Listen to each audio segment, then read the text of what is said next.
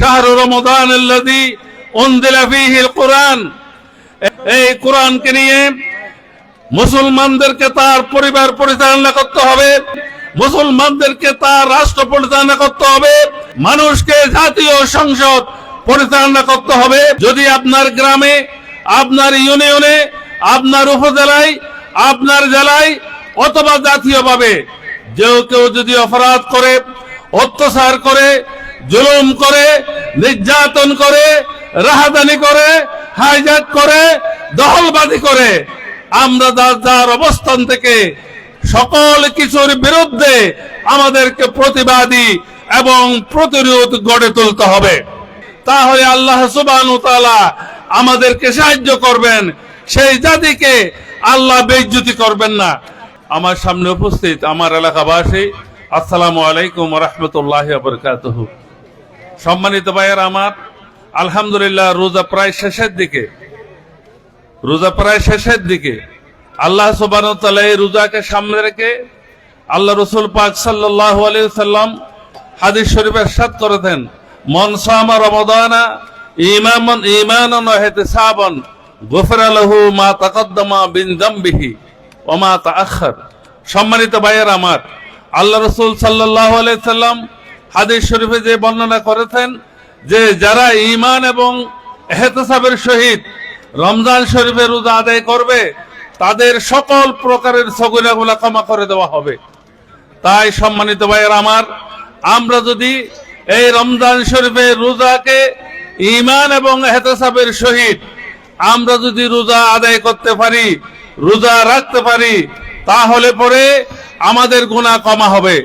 যদি আমরা রোজাও রাখি মিথ্যা বলি, যদি আমরা রোজাও রাখি অন্যকে সমর্থন করি, আমরা রোজা রাখবো, নামাজ পড়বো, জুলুমবাদদের পিছনে আমরা যাব, ঘুরবো, আমরা নামাজ পড়বো, আমরা তা প্রতিবাদ করব না, প্রতিরোধ করব না, তাহলে সম্মানিত ভাইয়ের আমার ঈমানন আর ইহতিসাবন হবে না।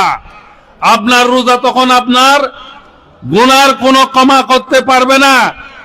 যদি আপনি ঈমানদার হতে চান, আল্লাহ কোরআনুল কারীম বলতেছেন, ইল্লাল্লাযীনা আমানু ওয়া তুজাহিদুনা ফী সাবিলিল্লাহি বিআমওয়ালিকুম ওয়া আনফুসিকুম।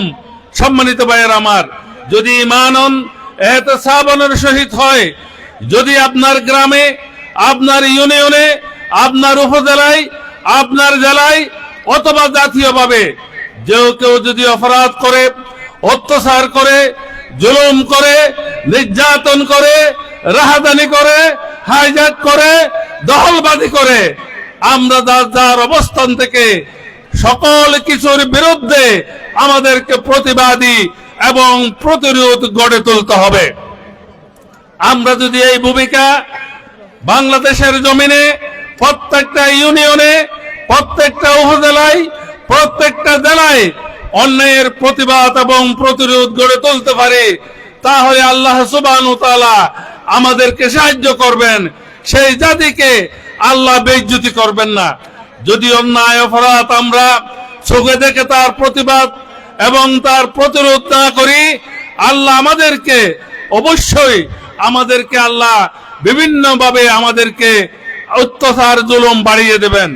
তাই সম্মানিত ভাইয়ের আমার, এই রমজান শরীফের রোজাকে আমরা ঈমান এবং ইহতিসাবের সহিত আল্লাহ তাআলা যদি আমাদেরকে আদায় করতে পারি, তাহলে কাল কিয়ামতের দিবসে আমরা তার নাজাত পাবো। সম্মানিত ভাইয়ের আমার, এই মাসে যেই আল্লাহ সুবহানাহু ওয়া তাআলা কোরআন নাযিল করেছে, শাহরু রমাদানাল্লাযী উনজিলা ফীহিল কুরআন, এই কোরআনকে আল্লাহ সুবহানাহু ওয়া তাআলা নাযিল করেছে শুধুমাত্র সুমহ হওয়ার জন্য নয়। এই কোরআনকে আল্লাহ সুবহানাহু ওয়া তাআলা নাযিল করেছে, এই কোরআনকে নিয়ে মুসলমানদেরকে তার পরিবার পরিচালনা করতে হবে, এই কোরআনকে দিয়ে মুসলমানদেরকে তার রাষ্ট্র পরিচালনা করতে হবে, এই কোরআনকে দিয়ে মানুষকে জাতীয় সংসদ পরিচালনা করতে হবে। এই কোরআনের ভিত্তিতে तमाम পৃথিবীর মানুষের কল্যাণের সকল কাজগুলো আমরা যদি ভূমিকা রাখতে পারি, তাহলে আল্লাহ সুবহানাহু ওয়া তাআলা আমাদেরকে কথা দিয়েছেন, নাসরুম মিনাল্লাহি ওয়া ফাতহুন করিব, আল্লাহর সাহায্য অতি নিকটে।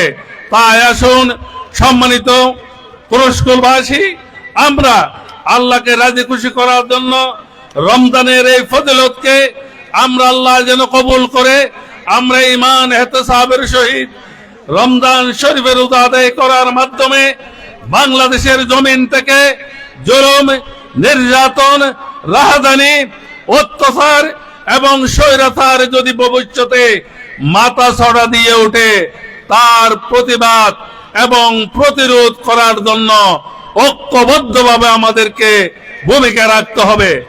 আল্লাহ তাআলা আমাদেরকে আগামী দিনে বাংলাদেশের জমিনে অন্যায়ের বিরুদ্ধে রোজার শিক্ষাকে কাজে লাগিয়ে ভূমিকা রাখার তৌফিক দান করেন। এবং সবাইকে আমি আন্তরিক ধন্যবাদ জানিয়ে আমার বক্তব্য এখানে শেষ করলাম। ওমা তৌফিক ইল্লা বিল্লাহ। আসসালামু আলাইকুম ওয়া রাহমাতুল্লাহ।